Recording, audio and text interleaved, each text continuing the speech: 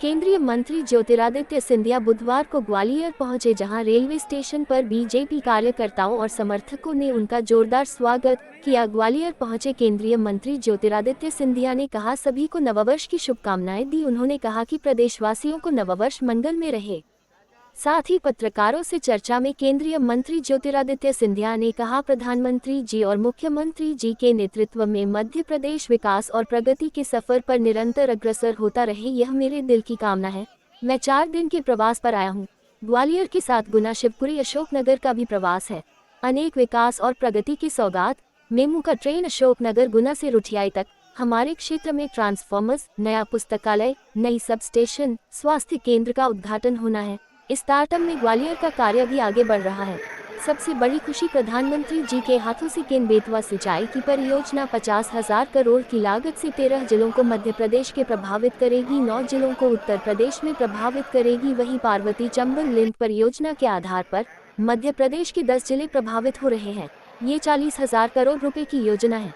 दोनों योजनाओं के लिए प्रधानमंत्री जी और मोहन यादव जी, दिल की गहराइयों से बहुत बहुत धन्यवाद। ग्वालियर चंबल संभाग के सभी जिले इससे प्रभावित होंगे। दिल्ली के चुनाव को लेकर केंद्रीय मंत्री ज्योतिरादित्य सिंधिया ने कहा, जहां तक दिल्ली के चुनाव का विषय है, जैसे हरियाणा, महाराष्ट्र में चुनाव के समय में जो मेरी विचारधारा थी, भारतीय जनता पार्टी कमल के फूल का परचम लहराएगा।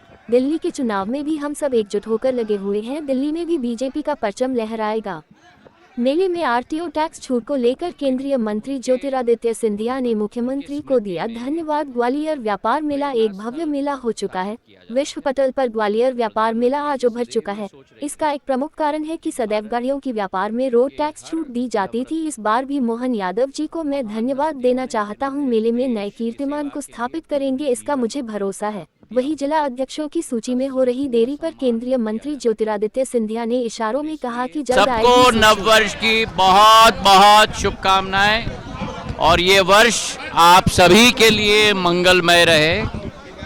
ये वर्ष हमारे ग्वालियर चंबल संभाग, हमारे मध्य प्रदेश और हमारे देश प्रधानमंत्री जी के नेतृत्व में, प्रदेश मोहन यादव जी के नेतृत्व में विकास और प्रगति के सफर पर निरंतर अग्रसर होते रहे, यही मेरी दिल की कामना है। इस बार 4 दिन के प्रवास पे मैं आया हूँ।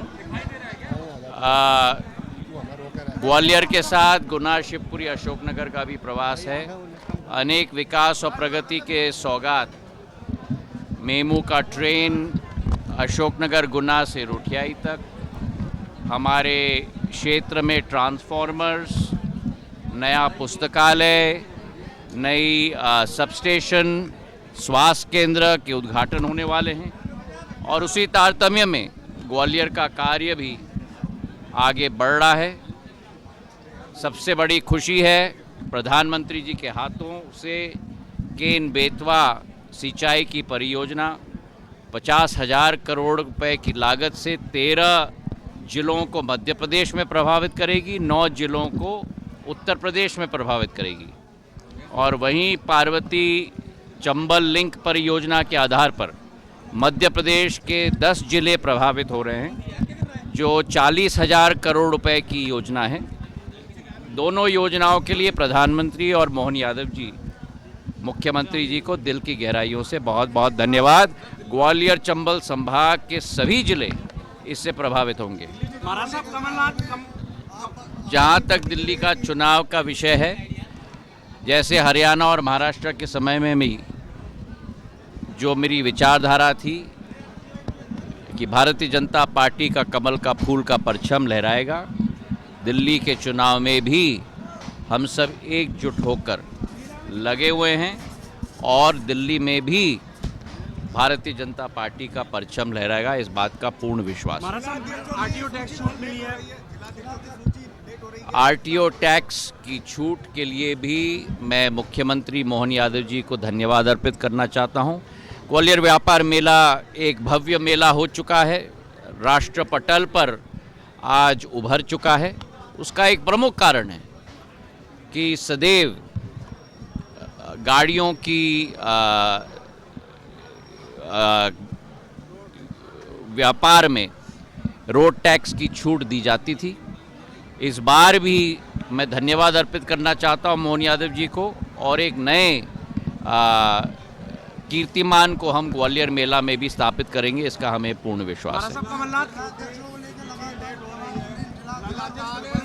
हो जाएगा भाई, हो जाएगा, चिंता मत करो भाई, हो जाएगा।